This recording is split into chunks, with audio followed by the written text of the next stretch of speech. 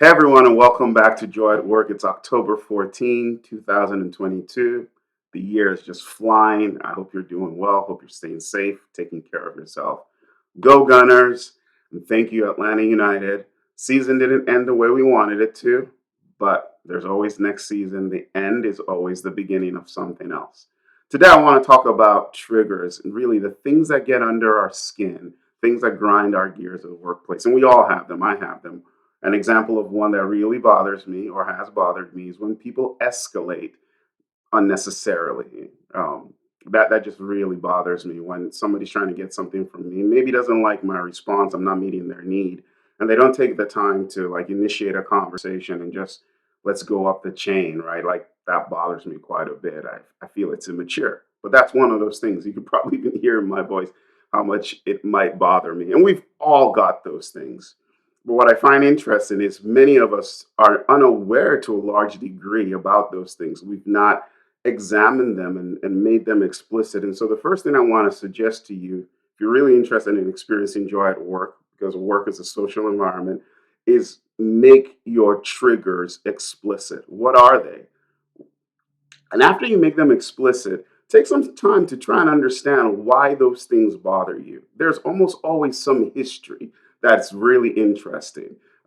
Does it have to do with authority? Does it have to do with respect? What is it that gives you those negative feelings? What need of yours is not being met when people do certain things? When somebody continues to interrupt people in a meeting, that's another thing that kind of gets under my skin. Like when people don't let other people finish their points. And I sometimes do that too. But there's some people who are just, they've always got to get in. Like, why does that get under your skin? And what's the history there? Understanding the history can be very important because when you've made it explicit and you understand the history, then you can begin to choose how you want to respond to those things that get under our skin. You see, before we make them explicit, and really understand them, they determine how we respond. Like our response is almost autonomous. We lash out, we act in certain ways. We're really not in control. We're resorting to kind of the patterns we've established in the past, and we almost do them automatically. And most of those patterns are vicious. Almost puts us in a victim kind of situation where we can't help ourselves. We're just no longer in control. You don't want your triggers to run you. You don't want your triggers to run you. You want to run your triggers. And what I mean by that is we want to be able to say, he's escalated. This normally gets under my skin, but it's not. I have a wide variety of options to choose from simply that he or she escalated to I'm going to reach out and say, like, hey, I know you escalated. Not sure why you did.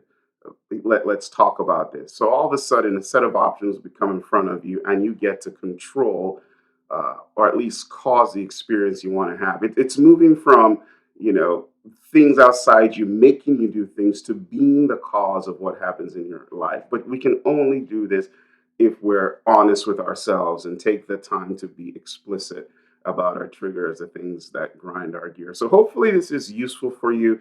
Again, this is one of the things I think helps us find joy at work because we lean more into being the cause of what's going on. People are going to step on your toes. That's just part and parcel of being part of society, being part of a workplace, being part of a social group. When that happens, we can either just lose control or we can be in control. And I want to offer that when we're in control, when we're the cause of our response, when we're choosing, when we create possibility for how we want to respond, then it is easier for us to experience joy and find joy at work. So hopefully this is useful. Hopefully you at least do the exercise of being very explicit about what gets under your skin, why it gets under your skin, and then think about responses that you might have in the future. Remember, don't let your triggers run you, run your triggers. All right, thanks for joining me. Don't forget to subscribe and share with people who will benefit from this content. I'll see you next Friday. Bye.